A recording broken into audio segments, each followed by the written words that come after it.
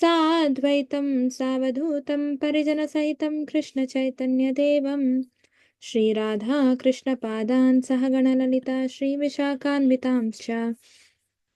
हे कृष्णा करुणा सिन्धु दीनबन्धु जगत्पते गोपेश गोपिकान्ता राधा कान्त नमोऽस्तुते। तप्त काञ्चन गौराङ्गी राधे वृन्दावनेश्वरी वृषभानुसुते देवी प्रणमामि हरिप्रिये। वाञ्छाकल्पतरुभ्यश्च कृपा सिन्धुभ्य एव च पतितानां पावनेभ्यो वैष्णवेभ्यो नमो नमः। नमः ॐ विष्णुपादाय कृष्णप्रेष्ठाय भूतले श्रीमते भक्तिवेदान्ता स्वामिन्निति नामिने। नमस्ते सारस्वती देवे गौरवाणी प्रचारिणे निर्विशेषशून्यवादी पाश्चात्यदेशतारिणे।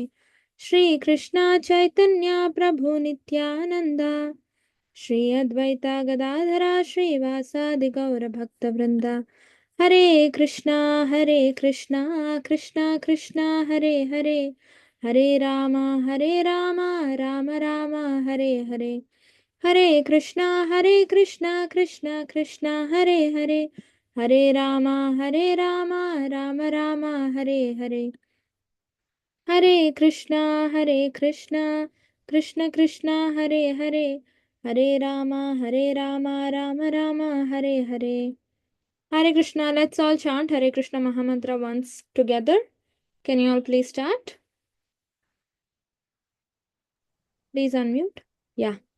Hare Krishna, Hare कृष्ण हरे कृष्ण कृष्ण कृष्ण हरे हरे हरे राम हरे राम राम राम राम राम हरे हरे हरे।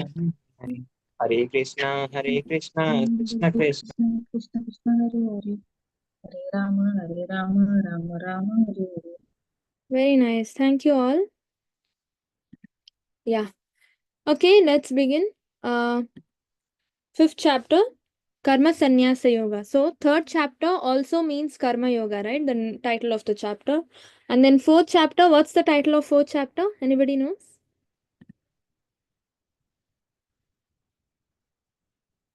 ज्ञान योग। Jnana Yoga. Very nice. And then comes fifth chapter, that is Karma Sannyasa Yoga. Okay, so one thing to note, like I already told you, first six chapters, whatever the titles may be, it all comes under the category of Karma Yoga. Krishna teaches us mostly Karma Yoga. Okay, how do you karma means work, right? Work or acting or action, activity, whatever it is. So how do you work? How should you work? In what attitude are you supposed to work? In what consciousness are you supposed to work? And what are you going to gain, right, in when you work in a particular way, and what are you going to lose when you work in another particular way, right? All these things Krishna will teach us through these six chapters, first six chapters.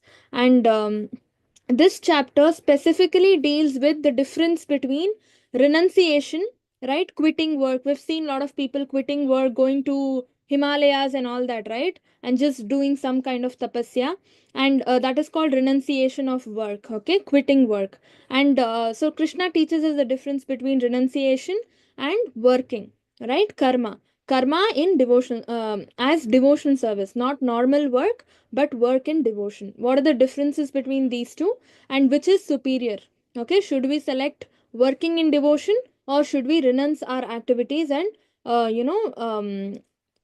inaction, do nothing, right? So what should we select? That's something that Krishna is going to explain in a very elaborate way in this chapter. So this chapter begins with Arjuna's question. So Arjuna has a query. Arjuna is still in confusion, because even in the last chapter, if you see, Krishna talks about devotional service, as in do more of bhakti, right? Now Arjuna is confused. Bhakti means what? Should we stop everything and just sit and chant Hare Krishna, or should we continue do what we are doing, and then along with that you need to chant Hare Krishna? Now he doesn't know what we need to do, right? So that's why he asks the question. What does he ask? Sannyasa karmana karni uh, पुनर्योगा च शाससि यच्छ्रेया एतयोर eka tanme bruhu sunischitam. So Arjuna said, "Oh Krishna, first of all you ask me to renounce work, and then again you recommend to work with devotion. Now, will you kindly tell me definitely which of the two is more beneficial? Okay. Now, can anybody tell me what is Krishna meaning to say by saying Rinan's work? What does he actually say when he says Rinan's work? Anybody knows?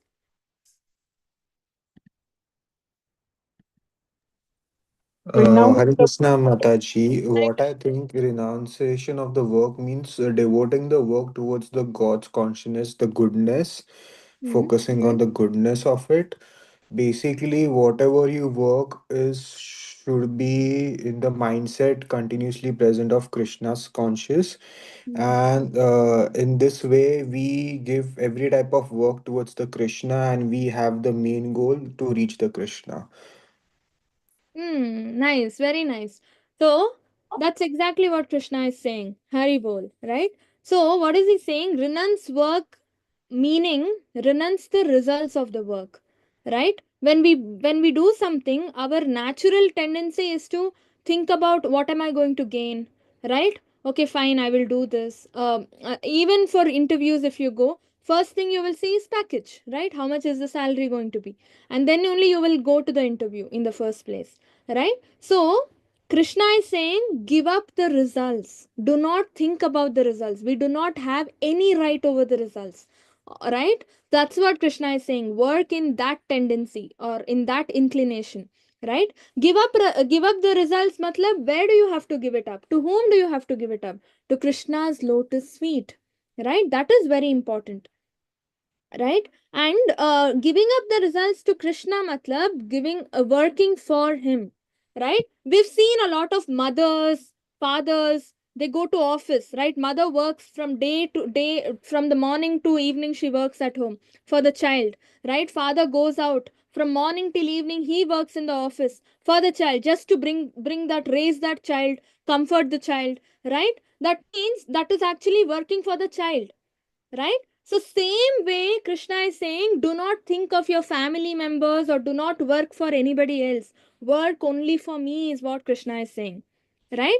This is what we need to understand. Instead of working for the child, or instead of working for your parents or your spouse or anybody, or working for yourself, work for Krishna. Even if you work for the country, right? Like noble profession doctor, or army people who work for the country, that is also not acceptable, right? You can say they are not working for themselves, they are working for someone else, the nation, the country, and all that. No, that is still in the material world itself, right? The nation is still in the material world, it is all material, there's nothing spiritual about it.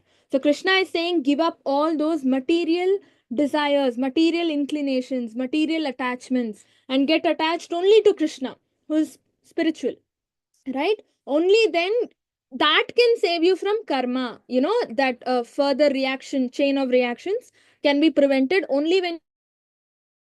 So that is what Krishna is saying.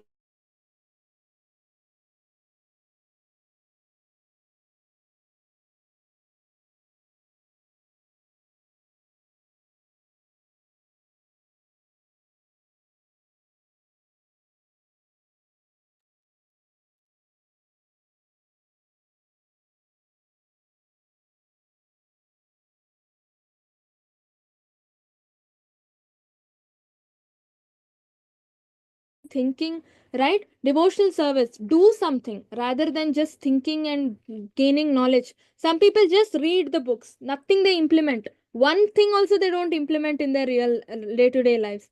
They listen to lectures, they read the books, that's it, they don't implement anything, right? So that's why Krishna is saying do not just dry mental speculate, rather do devotional service, right? So in second chapter Krishna says, Krishna gives us the knowledge of the soul. That is the very first instruction Krishna gives us, right? The very first instruction is Krishna says, "You're not the body, you're the soul." Right? He introduces, gives us the Atma Jnana, introduces us to the concept of soul, transmigration, right? Everything.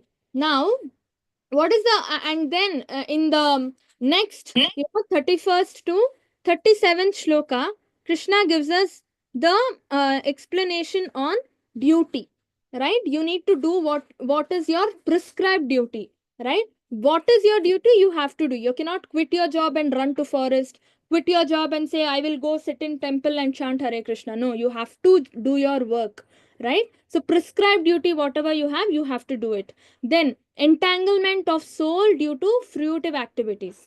Okay. Then Krishna talks about doing this duty. Even see, Krishna is saying you have to do your duty. But if you do your duty, you will get reaction, right? You, if you work or do any activity, you will get your reaction. And when you have to face your reaction, you get entangled in your fruitive activities. So that's why Krishna explains the process of disentanglement. How can you do your duty and still stay, free from the reactions, from free from getting entangled?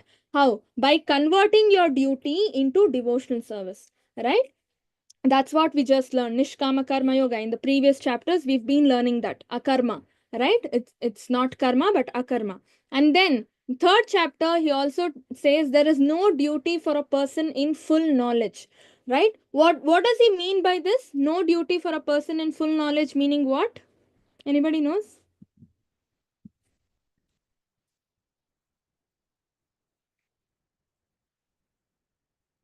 Krishna says you're not supposed to give up your duty. And Krishna also says there's no duty for a person in full knowledge. What's the difference? Hare Krishna. Hare Krishna. Mataji, I think in this way that when Krishna says there is no duty, is basically getting disengaged from the concept of gaining anything out of it first of all, and whatever duty you are doing is basically clearing out your karmas, might be from good or bad, but you don't have to think of the karma, and you have to just focus on Krishna, more like clearing the part out of it. So whatever duty is done is as good as just a basic small step, but towards more towards Krishna. Okay. Other answers? Yes, Usha Mataji.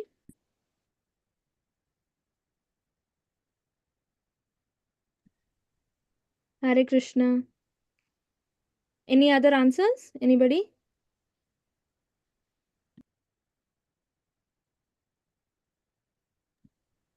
Yeah, so what Prabhu told was correct, right? So duty, a person situated in knowledge. What is knowledge? Knowledge means knowing the Supreme Lord, Krishna to be the Supreme Lord. And no, see, knowledge has two aspects. Okay, first is knowing that Krishna is the Supreme Lord, and second aspect of knowledge is knowing that you are, or we, right? We are all servitors of the Lord, right? Krishna is the Lord and we are his servitors. This is called complete knowledge. If you know anything else other than this, that's not knowledge, right? So this is called real knowledge and complete knowledge. Knowing that Krishna is the Lord and we are his servitors. Okay? So such a person, whatever he does, that is actually to please the Lord. That is actually to serve the Lord. Right? He knows very well his position is servant. And what is a servant's position? To please the master, to work for the master, to make the master happy, right? That is the duty of a servant, right? When he does this, he's actually not working. He's actually not doing any duty, because that's the natural constitutional position of every conditioned soul, of every soul. Every soul's natural constitutional position is to make Krishna happy, work for him, right? Or serve him. When you're doing that, you're not actually doing any duty, you're just being yourself, right? That's what Krishna is saying. No duty for a person always in knowledge. You're just being yourself. Can you imagine? Chaitanya Mahaprabhu also describes Jivera Swarupa hai Krishnera Nitya Das. What is an identity of a soul? Being Krishna's servant. That is an identity of a soul, right? Eternal servant, Nitya Das, right? Now, in the fourth chapter, Krishna explains all kinds of sacrificial work culminate in knowledge, right? We just saw, even if whatever you do, ultimately it is, you are praying, even if you pray to demigods, you are ultimately praying to the Lord only, because even demigods have to take the resources from the Lord and then only give it to you, right? Avidhi Purvakam, Krishna says, even if you do whatever you might do, ultimately it all culminates in Krishna, right? That's what he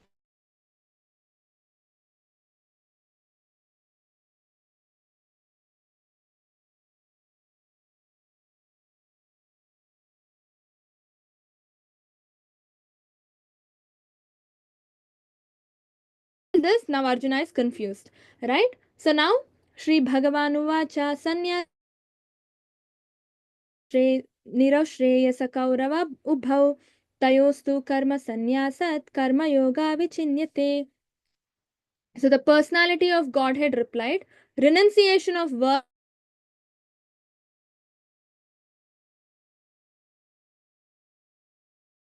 better than renunciation of work, because renunciation of work is um too high for us. Okay, you can see a lot of temple residents, right? Temple presidents, right? They don't do any kind of fruitive activity, or they don't go to office and everything. They have dedicated their life only for temple, so they have become full time devotees. That's too difficult for people at our stage. Okay, we cannot do that. It's highly impossible to even think of doing that, right? So so Krishna says, instead of renouncing work, what you should do, you should work, but do it in devotional spirit, right? Do it as a devotional service, right? Now this is a very interesting story. Anybody knows what's the story all about? Who is this? His name is already there, King Mriga. What did he do?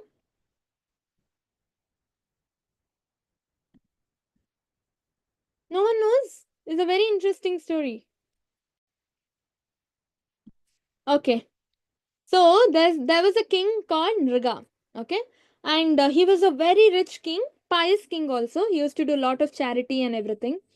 And once what happened, he did charity of cows. Okay, he gave so many thousands and thousands of cows to brahmanas.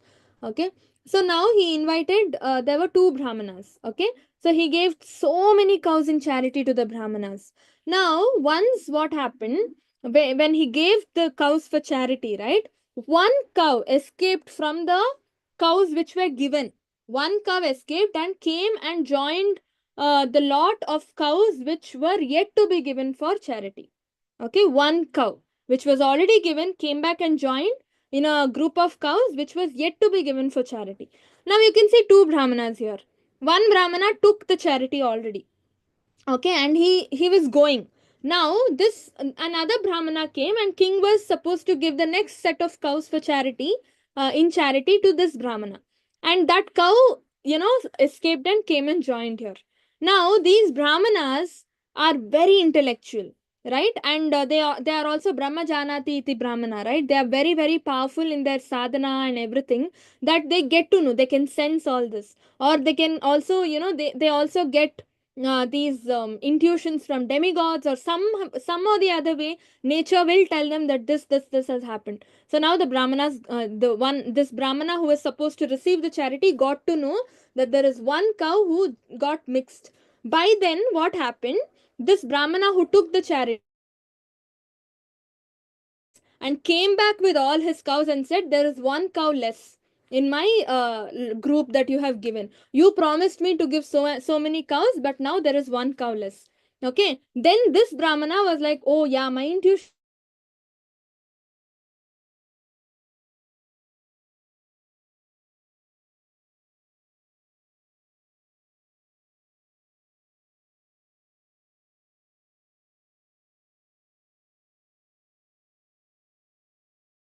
be given for charity. Okay, and now he started counting, and there was one cow more. And then this brahmana started, both of these brahmanas started fighting with the king. Okay, you did this, you did this. And not only that, they started fighting with each other also. See, you stole my cow and all that, right? So finally both the brahmanas came together and cursed this king. Okay, cursed the king, saying, you will become a lizard. Can you imagine? You can see in the picture. You will become a lizard in your next life. Such a pious king. One small mistake, right? It's a very small mistake, and not even a mistake. How will the king even know, right? He's just sitting in one place and giving charity. So sad, right? He doesn't even know that this cow has gone from there to here, right? But he was cursed, right? It could have been easily forgiven actually, but it was not forgiven. Right now, why was, you all might ask, right? There comes a question now. He was such a pious king. He was good. His intention was so good. He just wanted to give charity and all that. Krishna could have forgiven the mistake. Krishna could have, bought him, saved him from this curse. Why did he not do that? Right? Anybody knows the answer? Why Krishna did not protect him or forgive him, save him from the curse? Because this charity was given for fruitive. Exactly. Haribol. This charity was not given for the satisfaction of Krishna. Krishna was nowhere in the picture. This charity was given for something in return. It was a fruitive activity. What is there in the Vedas, right? That is what this king was performing. He was not performing devotional service, right? So there are a lot of things written in the Vedas. If you do this particular thing, you'll get this in return, right? If you want this, you have to do this kind of activity, yajna, this charity, this homa, this worship, that worship. So many things are there in the Vedas, right? If you do this, you will get this. So this king wanted something, like maybe some expansion of his kingdom, or some son, or some whatever he wanted something. Because of that, the pujaris or someone would have told, or maybe in the Vedas he learned that, okay, if you do this, you will get it. So he is doing charity. He is not doing charity as devotion service, right? It's actually some business that he's doing. Okay, I'll do this charity. In return, demigods will give me this, right? That is what the king was doing. So why will Krishna come into the picture and save you when you don't call him, when you don't involve him? Why will he intervene, right? So same way. So Krishna never bothered. So when you don't involve Krishna in your day-to-day activities, karma will take over, take in charge of you. Karma will take over, or Durga Devi will take over. She is Maya, right? Mahamaya. She will take over. If you involve Krishna, then nobody will dare to take over. Nobody will even dare to take over. Krishna will come and save you, right? At every step of the way. Had he done this charity, okay, fine, he did it for something only, something in return. Still, had he said one word, Krishna Arpanamastu at the end, or had he said, okay, Krishna, I did this charity, but please, I did it for your pleasure as well. So consider, take this as my devotion service. Something if he had told, Krishna would have definitely come and saved him, but he did not do that, right? So that's why King Mriga suffered, right? So he had to become a lizard.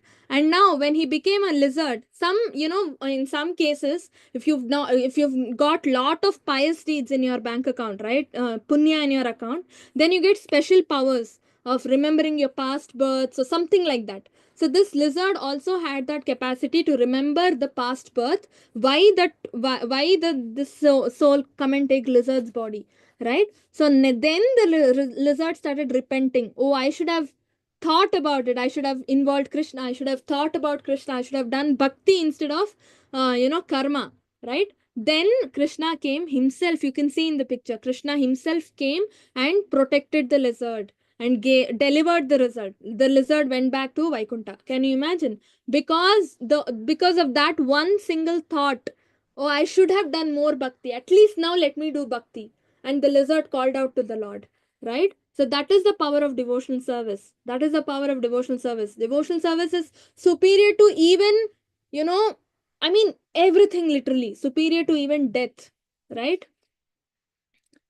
So there is a shloka in Nectar of Devotion, right? What does it say? Rupa Goswami writes, Prapanchikataya buddhya hari sambandhi vastuna mumukshubhihi parityago vairagyam falgujayate. So what does it say? When persons eager to achieve liberation renounce things related to the Supreme Personality of Godhead, thinking them to be material, their renunciation is called incomplete. Right? This belongs to a particular category of people who give up things unnecessarily. Right? Like a lot of people say, oh, I want to become a sannyasi. Right? And they don't touch laptop, they don't touch new dress, they don't touch all that, they don't touch sweets, right? Some bland food they will eat, they will live like one pauper, right?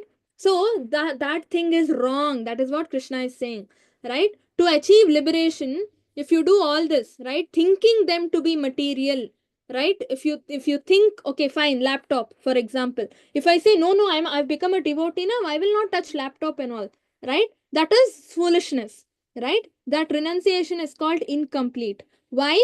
Because whatever Krishna has given you, you are supposed to use it. You have to use it, and use it for devotional service. I could have used this laptop for so many other things, right? So many other bad things, material things, right? I could have watched movies on my laptop. I could have used my laptop on, how to create some missile, or to kill people, right? All that I could have done. But what am I using it for? I'm using it for teaching Bhagavad Gita, right? That means I'm spiritualizing this laptop. This laptop is not laptop anymore. It is spiritualized, right? Hari Sambandhi Vastuna. So this has also become spiritualized, right? It has become a spiritual object. So whatever you have, whatever Krishna has given to you, some people are rich, some people are rich with money, some people are rich with knowledge, some people have got different talents, right? Use your talent. Do not say I don't want to use it. Use it for Krishna, right? If you have got a very nice voice, sing for Krishna. Do not sing Bollywood Hollywood songs. Sing for Krishna, right? If you've got a talent of cooking, cook for Krishna, right? If you've got a talent of earning well, earn for Krishna. Use that money, give it to temples, let them, let temples, flourish in this world, right? So whatever you have, use it for Krishna. Do not stop. Some people say, I will retire, I will resign from my job, I will sit at home and do bhakti, 24 hours I will sit and chant Hare Krishna. No, Krishna said don't do that. Do not. If you do that, you're actually, your renunciation is incomplete. Why? Because you're rejecting Krishna Prasadam. The job that you have, the money that you have, the property that you have, the house that you have, all that is Krishna Prasadam. Krishna has given it to you. So you'll reject it? No, rather use it for making him happy, like a child. If a father gives, say, brings chocolates for the child opens the packet, gives little bit to the father also, no? Doesn't just, say, oh, no, I don't want to eat. I don't, does the child say that? No. The child takes the chocolate, gives little bit to the father also and eats the rest. This is what Krishna is saying, do it. This is what Krishna wants us to do, right? Whatever he's given us, use it, but to first please him, then anything else, right? One who neither hates nor desires the fruits of his activities is known to be always renounced. Such a person, liberated from all dualities, easily overcomes material bondage and is completely liberated. See, Krishna is saying such a person is easily going to overcome material bondage, because whether he fails, like for example, say you are running a business, whether you get profits, whether you get loss, you don't care, right? You are equipoised, right? When you are in such a position, you overcome the dualities. Dualities means loss or gain. You overcome that. In over if when you overcome that, there's nothing there for you to get attached to, right? Even if there is profit, whether there's profit or loss, you look at it with equal eyes. So there is nothing for you to lament nor feel happy about it. So you've completely overcome material bondage. You do not have any attachment. Don't you think this is the highest stage a person can even gain or achieve in our day-to-day life, right? How many of us do this? When something even small happens, we start jumping and getting excited, right? So you don't have to do meditation and all that to achieve this stage. Krishna is saying, just remember me and do your activity. That's all, you will achieve the stage. That's what Krishna is saying, right? So this is something very, very interesting. People take long ways, right? Meditation course, it seems that, it seems this, it seems. Why all that? Answer is right there. Just think of Krishna and do what you're doing. And results are not yours. In that attitude, if you work, right, then everything will fall into place, right? Renounce the results, not the action. This is very important. Key takeaway, right? This is a very interesting story. Who knows? Anybody knows what's happening here? Who is this? Haridas Thakur. Haridas Thakur. Hari bol. What's happening? One prostitute was sent to him, Hmm. but he kept chanting. Yeah. And ultimately the girl got she became She she became a got devotee. spiritualized. She Yeah. became spiritual. Haribol. So Haridas Thakur is none other than Lord Brahma. Okay, Lord Brahma himself. So when Krishna came as Chaitanya Mahaprabhu, Lord Brahma came as Haridas Thakur. Okay, this is the person. Haridas Thakur, he took birth in Islam family. Okay, and he was a great devotee of the Lord. He used to chant 192 rounds. Like we are struggling to chant one round, 5 rounds, 16 rounds, right, every day. But Haridas Thakur used to chant 192 rounds. One round is 108, right? So he used to chant 192 into 108. Can you imagine? Right? That many holy names he used to chant. Every day he used to chant. Morning till night. He used to finish, then only go to sleep. Right? So once what happened, because he was an Islami, all the Mughal were ruling, okay, those time. So Mughals, they sent this prostitute to disturb him, stop him from chanting, because he's an Islami. They did not like him taking up Hare Krishna Mahamantra. So they sent a prostitute to him, and this prostitute came to him one day, and she said, I need to talk to you, I want to meet you. Okay, so Haridas Thakur said, oh, you want to meet me? Yeah, 1 second, just give me some time. I just have few rounds to finish. I'll finish and then I'll come and talk to you. Just wait outside. You just sit there. His house, you can see, it's just a cave. There's nothing there inside his house. There's just one tulsi plant, and he used to sit and chant. There only near the tulsi, this prostitute was sitting.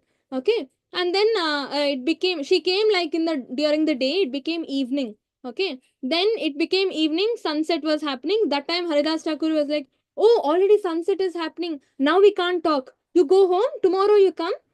Tomorrow come early only so that I can talk to you. Okay. So she goes and she comes next day. Okay. And then early morning she comes. Okay. And then Haridas Thakur is like, oh, you came. Oh, it's early morning. No, I've started to chant. Let me chant for some time. Then I will talk to you. You sit there. Okay. And then again in the evening, he'll come and say, oh, now it's evening. It's not safe for you to be here. You go home. Tomorrow you come. So this happens. She keeps coming every day. Okay. And then she sits there. She only listens to Haridas Thakur chanting. Right. He never talks to her at all. And then one day, you know what happened? This has become like a therapy for her. Okay. Because she's so impure, right? She's a prostitute, so impure, so papa karma, no good thoughts, no good intentions, nothing. Her profession is so bad and all that. She has, because of, listening to such a pure devotee chanting Hare Krishna Mahamantra, not only that, because of sitting near a pure devotee, two pure devotees, one is Tulsi Maharani and Haridas Thakur, right? Because of that association for that period of time, morning till evening, and listening to the Hare Krishna Mahamantra, you know what happened? Next, last day when she came, she wore a plain white sari, right? She came, and she did not sit or wait. She directly came and sat. Fell at the feet of Haridas Thakur and said, "Tell me, give me also that mantra what you're chanting. I also want to chant." Can you imagine? And she just fell at the feet of Haridas Thakur and she started crying. All these days I have wasted my life, all these years, right? I've done only bad things. I've not done one single good thing also in my life, right? But God was still merciful, right, to send someone like you to give me the right path, right? And then you know what Haridas Thakur does? He gets up, he gives his own japamala, his own japa bag to her, teaches her how to chant, and he leaves the place and goes to another tree, right? He sits under another tree and he starts chanting over there. Can you imagine? And from that day, she sits there, she does Tulsi Puja every day because that is his instruction. He told her, take care of the Tulsi properly, look after her, water her, worship her, and you sit and chant how many ever rounds you want. Right? Those are the only two things she was doing. Right? Worshipping Tulsi and chanting Hare Krishna Mahamantra with his bead bag with his beads. Right? So, what do we learn from this? Anybody knows? What do we learn from this?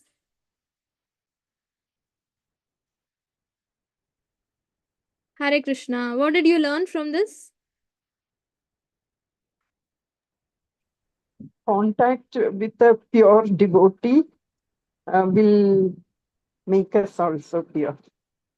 Contact with a pure devotee purifies us as well. Hari bol. Very nice. Next. The Hey, power of Vaishnav, Mahamudra. merciful even to a lower class of people. Just listening to the Mahamantra changes, purifies others. Hari Bol. Hari bol. Very nice. Listening to the Mahamantra purifies all of us. Right? Now, this is what Krishna was saying here. One who is free from all dualities overcomes material bondage. Right? So we see this in both Haridas Thakur and the prostitute, these two qualities. Right? And she was doing her duty as a prostitute, but she was doing it because it was her duty. She did not have any other duty to do. Right? She was not, what do you call? She was not very interested in the results or action. And even same applies to Haridas Thakur as well. Right? Completely free from all dualities. All he used to do is chant and chant and chant and chant and chant. That purified him, right? And because of and he is not an ordinary person, he's Lord Brahma himself, right? So that's why both of them, I mean, when prostitute got in contact to Haridas Thakur, Haridas Thakur was able to deliver her, right? And this is the stage anybody can attain, right? What the prostitute achieved, even we can also achieve. But we need to be ready to accept it. Prostitute accepted it, right? She got purified. She could have told, oh, when you're done with chanting, you tell me, I will come back. And she could have gone. No, she sat there, right? First step is humility in front of a pure devotee like Haridas Thakur. So she was humble, she sat there and she was listening. She could have slept, she could have done all those things. No, but she was listening to the Hare Krishna Mahamantra, right? So welcoming the truth, accepting it, nurturing it is very, very important. So now we all know the truth that we have that we know right now is we need to chant the holy name because holy name is all powerful, right? And how many of us are doing it, right? That is very important. One who performs his duty without attachment, surrendering the results unto the Supreme God, is not affected by sinful action, as the lotus leaf is untouched by water. Right? This is exactly what we learned from Haridas Thakur's incident as well. Right? He was chanting. He was least bothered about any Mughal going and doing any any bad to him. He was least bothered about all that. They sent a prostitute to him and he was not attracted to her. Can you imagine? They sent a prostitute towards him, but he was not attracted to her. Right? What was he rather attracted to? He was attracted to the holy name of the Lord. Right? And she used to, initial days when she used to came, she used to try to attract him with her postures and all that, etc., etc. Haridas Thakur never got attracted. Right? So what do we learn? What Krishna is saying is just like a leaf, lotus leaf. Lotus leaf has one distinct quality, right, which other leaves do not have. Although lotus leaf is in water, it doesn't touch the water, right? There is some layer, right, which there is little gap that separates lotus leaf from water, right? It doesn't touch the water. And you can see how water is not, touching the lotus leaf, right? There is on top of the lotus leaf also there is a layer, kind of oily layer, where water cannot touch the lotus leaf. Top and below it doesn't, right? And where does water lotus grows? It grows in water, yes, but it grows in dirty water, right? So lotus leaf is unaffected by all the dirt, although the leaf is in water, right? See how beautifully the lotus leaf is, right? So Krishna is using this as an example and saying, if you surrender the results of what you do to the Lord, then you are unaffected. You are not affected by the sinful reaction. Can you imagine? Right? Because today, whatever we do, we cannot do it completely, in a pious way. Okay, even cooking, when we cook, when we turn on the stove, microorganisms are burnt. When you boil something, microorganisms will die. right? When you from the time a vegetable is plucked from the tree till the time it is delivered to your house and till the time you cook and offer it to the Lord, right? So many bad karmas are happening. Microorganisms will be killed, some insects will be killed, some animals will be killed, right? All these things will happen. You cannot say even one duty you can do or one activity you can do in a complete pious manner. You cannot do that. Even earning, right? Even office work, you need to lie a lot of times. Some profession includes identity masking and all that, right? So there is no profession or no activity which can be done completely in a pious manner. You have to do bad things, right? Whether intentionally or unintentionally, you'll have to do it. But rather, what Krishna is saying, because of this, he understands this is how the reality is. So what is Krishna saying? If you just surrender the results to the Lord, keep him in your mind while you're working, and after work surrender the results to his lotus feet, then whatever sinful reaction you have to face will be nullified completely. Just like how lotus is untouched by water, even if it is in dirty water, lotus is not being affected by the dirt, right? Similarly, Haridas Thakur was with dirty people like prostitute, and he was not affected by the prostitute. Can you imagine? Can you imagine? Right?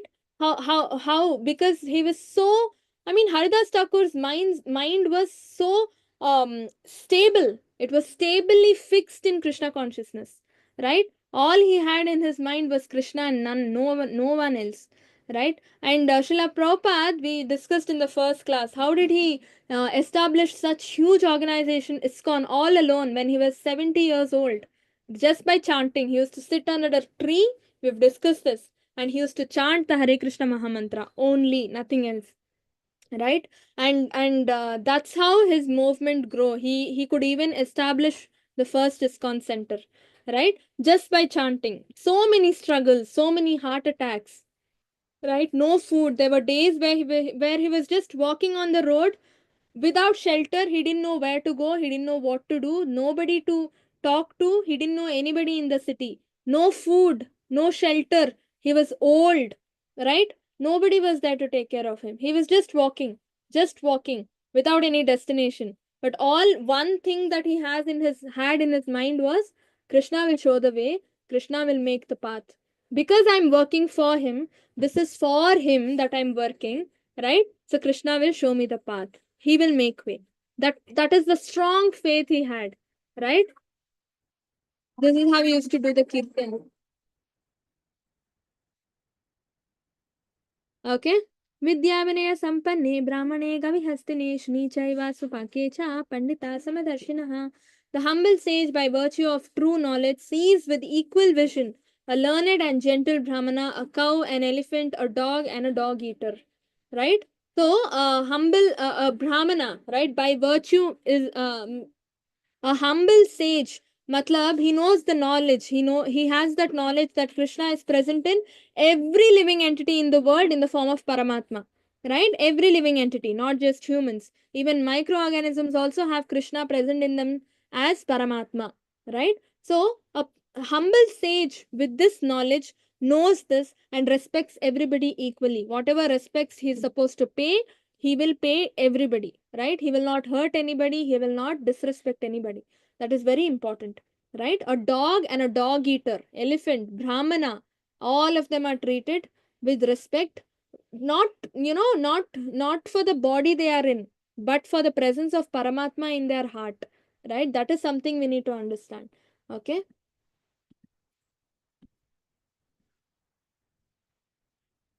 ये संस्पर्शजा भोगा दुःखयोनय एव ते आद्यन्तवन्तः कौन्तेय न तेषु रमते बुधः.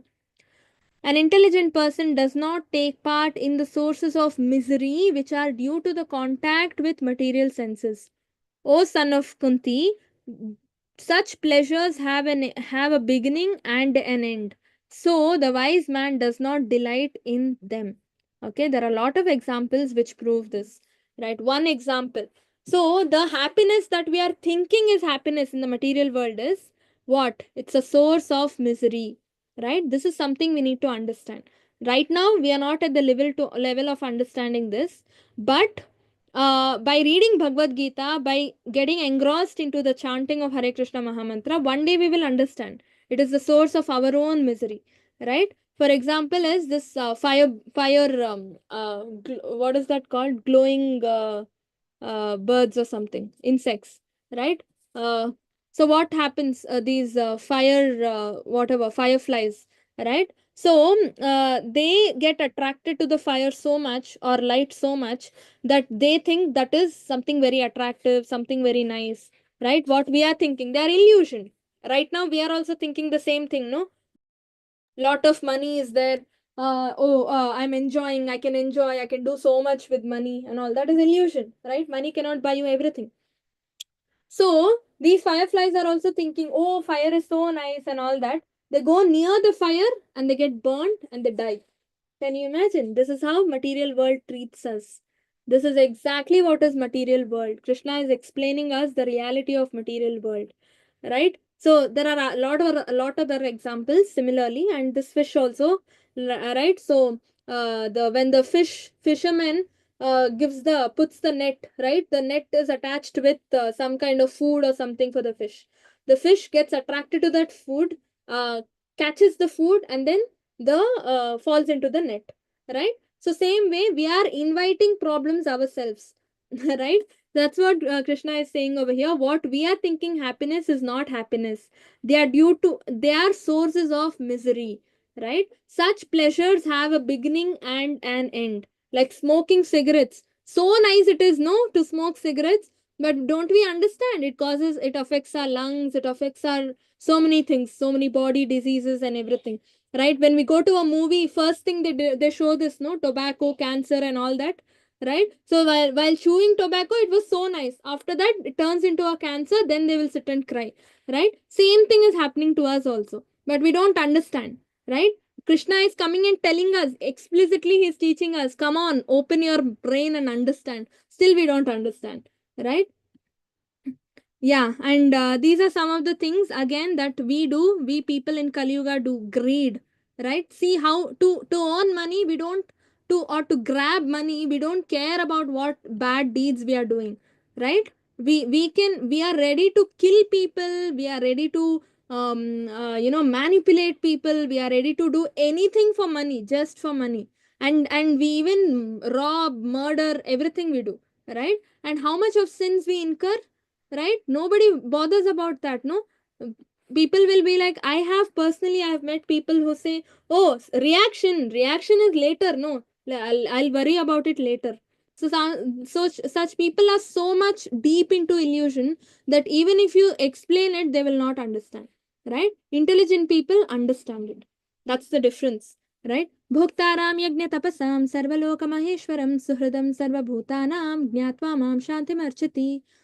So the sages, knowing me as the ultimate purpose of all sacrifices and austerities, the supreme lord of all planets and demigods, and the benefactor and the well-wisher of all living entities, attain peace from the pangs of material miseries. This is called peace mantra or peace formula. Okay, so Bhagavad Gita gives us peace formula. What is peace formula? Bhoktaram yajna tapasam. First, understanding that Krishna is the only enjoyer. Whatever you're doing, whatever work you're doing or sacrifice you're doing, tapasya you're doing, Krishna is the enjoyer. We just saw, no, in that King Nriga story, he did charity. Krishna is supposed to be the enjoyer of that charity, but what happened? He wanted to be the enjoyer, so he did not offer it to the Lord, right? He did not offer the results to the Lord. So he became lizard and he had to face his own karma, right? So we need to understand Krishna is the enjoyer. That is the first thing.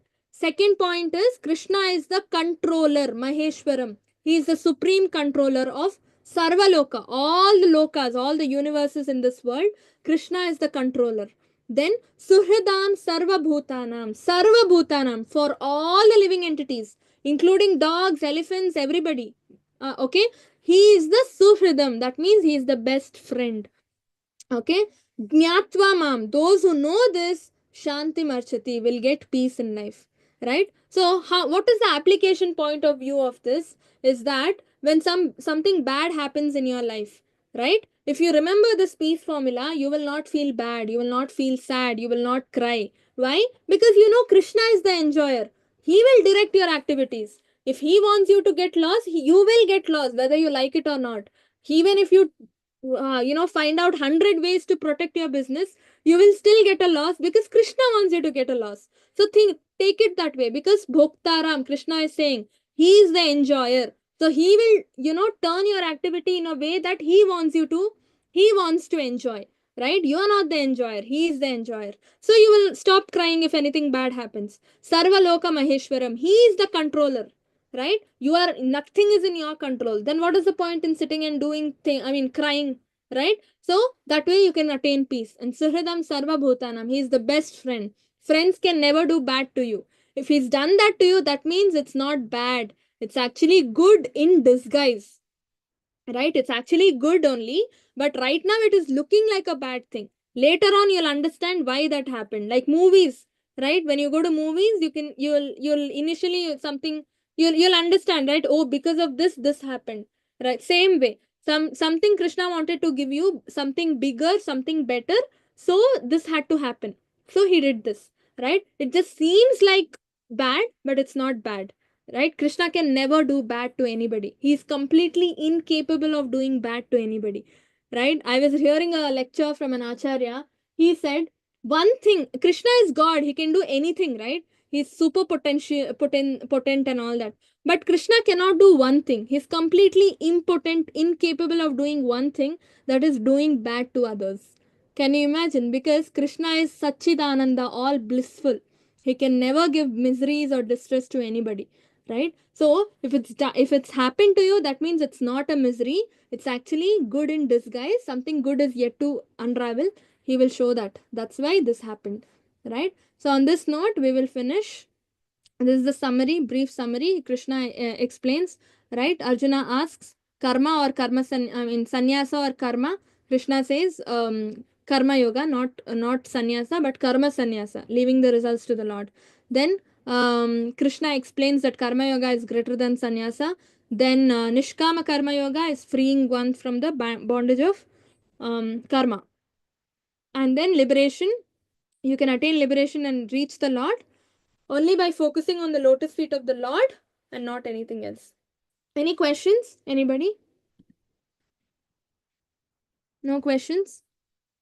Everybody understood everything? Okay, no questions. We can end the class. Vanchakalpatarubhyascha kripa sindhubhyev cha patitanam pavanebhyo vaishnavebhyo namo namaha. Anantakoti Vaishnav ki jai, Srila Prabhupada ki jai, Namacharya Haridas Thakur ki jai. Hare Krishna, thank you all for joining. Tomorrow, 6th chapter. Please join. Tomorrow we are going to discuss Ashtanga Yoga, right? Meditation. The what we kept saying, no, we are no need to do meditation and all that. Krishna explains meditation in the next chapter, and he also says why we shouldn't do that, and why we need to take up the other process of chanting instead of meditation. All that Krishna explains very nicely, and then he subtly touches upon Bhakti Yoga. Why is Bhakti Yoga so nice? And then from day after tomorrow, the real essence or the real nectar of Bhagavad Gita starts. Okay? Because Krishna talks about Bhakti. Okay, Hare Krishna. Thank you all for joining. Hare Krishna, Mataji. Hare Krishna. Hare Hare Krishna, Mataji.